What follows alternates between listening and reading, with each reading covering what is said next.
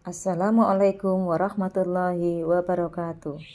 Nama saya Yuliani SPD dari TK Dewi Peranakan Sari CGP 8 Kabupaten Gresik. Kali ini saya akan memaparkan modul 1.1 A8 koneksi antar materi, kesimpulan dan refleksi pemikiran Ki Hajar Dewantara. Adapun filosofi pemikiran Ki Hajar Dewantara adalah bahwa pengajaran adalah bagian daripada pendidikan.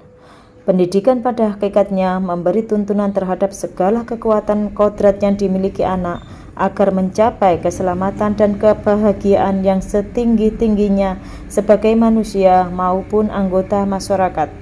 Sebelum saya lanjutkan, ada 3 pertanyaan pemantik, yaitu apa yang saya percaya tentang murid dan pembelajaran di kelas sebelum mempelajari modul konsep pendidikan Ki Hajar Dewantara. Apa yang berubah dari pemikiran atau perilaku saya setelah mempelajari filosofi Ki Hajar Dewantara. Sedangkan yang ketiga yaitu, apa yang dapat segera saya terapkan lebih baik agar kelas saya mencerminkan pemikiran Ki Hajar Dewantara. Keadaan kelas sebelum mempelajari pemikiran Ki Hajar Dewantara.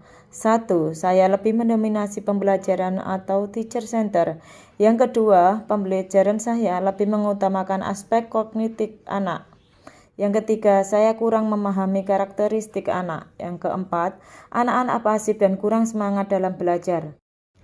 Perubahan pemikiran atau perilaku setelah mempelajari filosofi KHD. 1. Anak adalah objek pendidikan, jadi pendidikan harus berpusat pada anak atau student center.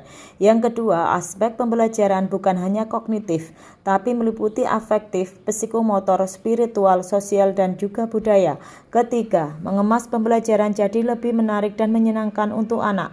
Keempat, mengamati kebutuhan, bakat, dan minat anak didik. Yang dapat segera saya terapkan agar kelas saya mencerminkan pemikiran Ki Hajar Dewantara.